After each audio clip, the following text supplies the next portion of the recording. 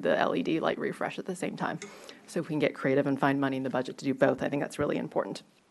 So finally, my last comment is just a general one. So I think this is the first budget that's really comprehensive. I really appreciate that the budget is covering lots of bases. In terms of presentation, I appreciate how you've identified areas against each of those vision and value areas we've identified. So clearly we're trying to do a lot. And I think we all are grateful for that 4% growth in AV that's enabling all this to happen. However, I don't think it's lost on any of us that this means a $322 tax increase for the average median homeowner, a TBD stormwater fee that's probably going to go up $30 or maybe $300 over the next 6 years or so. And so, especially in light of today's stock market news and everyone else's 401k reports, I'm sure, I want to make sure that we are very judicious in this budget, not only in good times as we are right now in, but that every increase we have in here is going to be sustainable for the future, and that when the bad times come, as inevitably will happen, I want to make sure that we can live within this budget, or potentially less if we need to, if we don't see 4% property growth over the year. All right, who's next? Mr. Snyder? This is a question for both the school board and the city. Let's take a worst case where we have a fairly immediate shock, a reduction in business tax revenue, the kind of thing that we saw during the financial crisis, sudden, deep. What reserves does the city have to carry us through that sort of period? And the schools as well. What reserve are the schools carrying currently and proposed for next year? Wyatt? Well, the City Council is currently at or slightly above its target for unassigned fund balance, and we also have the capital reserves that are part of the plan of finance for the high school as well as the library and city halls. That those gets financed, or those have been financed. So our capital reserves currently have a balance of just about $16 million, and so that is kind of our main contingency planning. If projects get delayed, revenues get delayed, we'll still be able to meet our debt service obligations. One feature of budgeting in the city, we have now tied our fiscal year to our tax year, so our biggest area of revenue vulnerability on real estate taxes is something that if we would have a year to adjust our budgets, and we'd be having this conversation next year about how to deal with that revenue shortfall. With respect to our business taxes, it is something we just have to watch on a monthly basis, watching our sales taxes, meals taxes in particular, and we look at those on a monthly basis, and if we see them turning off of our projections, we get the word out quickly and we start making adjustments immediately.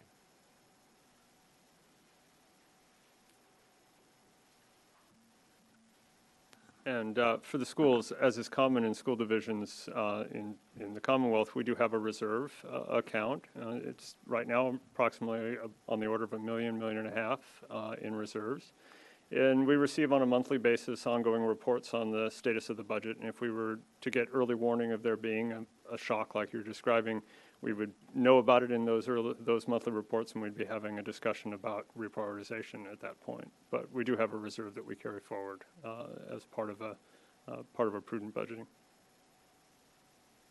Thank you. All right, other comments? Mr. Z? I just want to make sure that we have adequate funding in the budget going forward. Segment, in particular the police. I know we've had some concerns and difficulties in that area the past year. If I could just make a comment about that. The chief came to the city council and to me about 4 years ago saying we needed 4 additional police officers. And at that time we had a strategy of overhire to try to help meet needs. Last year, for the first year, we added 1 police officer. We're adding another police officer this year, and that is because of the fact that our calls of service are increasing. They've increased dramatically in recent years, and so our police officers are running from call to call to call. And so by adding positions, we're trying to help with that workload and also trying to get back to a position where we used to have more dedicated time for traffic enforcement. But when you're running from call to call, it is hard to do some of that work that I think the community was accustomed to seeing in the area of traffic enforcement. I think that next year's budget will likely have an additional request for an additional police officer. Years ago of needing to step up to 4 additional. We're doing that in a measured way, obviously probably more measured than the chief would like, but that is the approach that's built into this budget. Well, thank you. And I also asked that question in the context of demands from council, and I do consider them to be demands that we deploy our public safety forces to various crossings for the school stops in the morning and stop speeding on various streets in the evening. And I don't know that we have enough police officers to cover all that and to do their normal duties as well. And it's the last thing we want to be is in a position where we're man short. So I urge you to think very carefully about where we need to go in the future. Thank you. Any other, Mr. Duncan or Vice Mayor Connolly? I wanted to ask city questions, is that all right? Yeah, Well, go ahead. I'll go real quick. I just didn't want to talk until everybody else had talked. The Fellows property, I know this is in the book, but we just got the book. Could you just give us a real high level of the that for? So that funding is to do community planning for the future of that park, and hopefully we will not use that money entirely for planning, but anything that's not spent on engineering and design will go into implementation. But we do have a larger funding amount when we do get into implementation in the out years of the CIP. We do have a sketch design that was used as part of the comprehensive plan, assigning that property for park use with a school symbol on it as well, indicating that it can be used for school uses in the future. I don't think that's imminent, but obviously it's adjacent to TJ Elementary School, and so we did buy it with that sort of long-range thought in the future as well.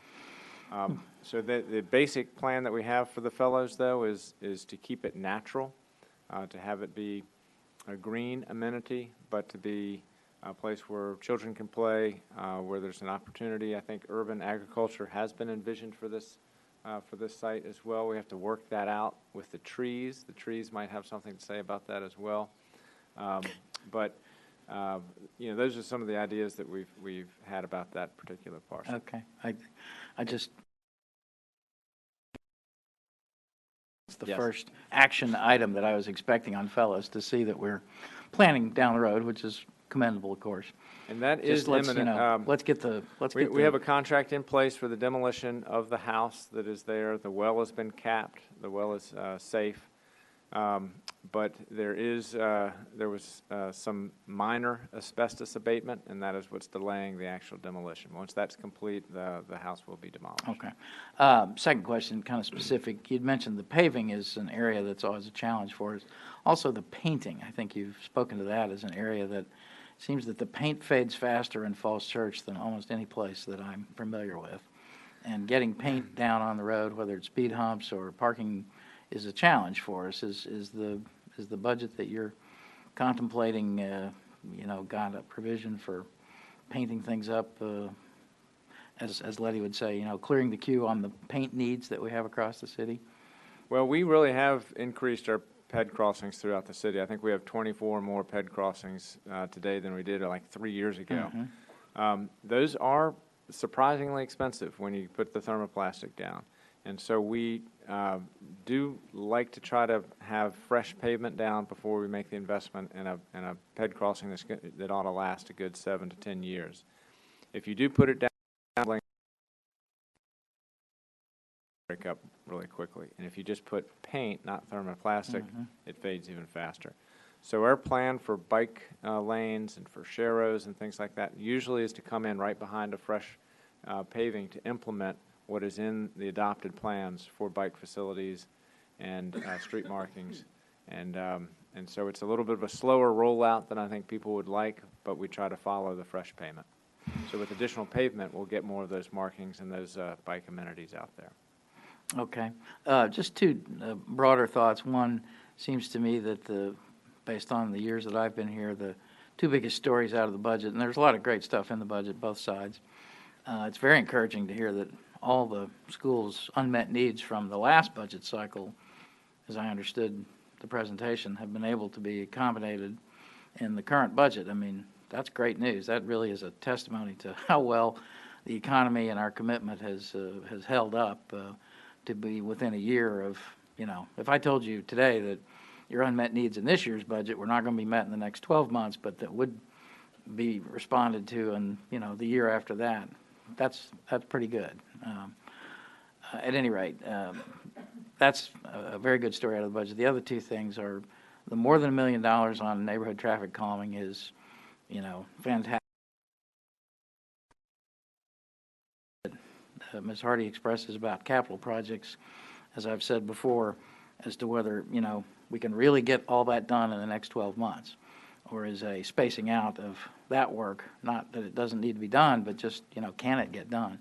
But, if that's what we're committing to in this budget, I'm 100% for it, so that's very good. The second thing, and this returns back to where we started, I just wanted to come back to the affordable housing number, which is a very big deal, which has, come about because of assiduous efforts to cultivate a very productive relationship with Senator Saslaw and our other friends in Richmond, an effort that has been led by the mayor and the vice mayor. All 7 of us went down to Richmond on Municipal League Day to speak to the majority leader. He was very accommodating. He made a lot of other very important lobbyists wait out in the hallway while he talked with Falls Church. He really seemed to get, obviously he gets the housing affordability problem, but he really seemed to understand that in spite of the fact that we are an affluent jurisdiction, we still have a lot of people who have needs, and housing is chief among them. And his response to our request, and it was an ask, and the mayor, in very kind of, polite and persistent terms, was, responded to immediately and well by Senator Saslaw and his staff. And, that initiative, after many years of talking and some doing, I mean, we've added some ADUs in the mixed-use buildings, but we all know that we haven't done enough to try to address the housing affordability issue. And if this budget item comes through in Richmond, we still have to wait for Thursday and the governor's signature and so forth. But that is a real expression of a lot of people's commitment to housing affordability, and hard work by elected officials, staff, and others in the room who have cultivated a good relationship with our representatives in Richmond. And I just want to thank everybody who's had a hand in that, because that's a very important story coming out of this year's budget. Thanks. Vice Mayor Connolly? Thank you. I want to say thanks to both of you for presenting budgets that really show our priorities and presenting them in ways that are easy for the public and all of us to understand exactly what the priorities of council and of the school board are for moving our city forward. So thank you very much. Mr. Shields, my dividend, is that the 0.16 million on slide number 9? All right, 0.6.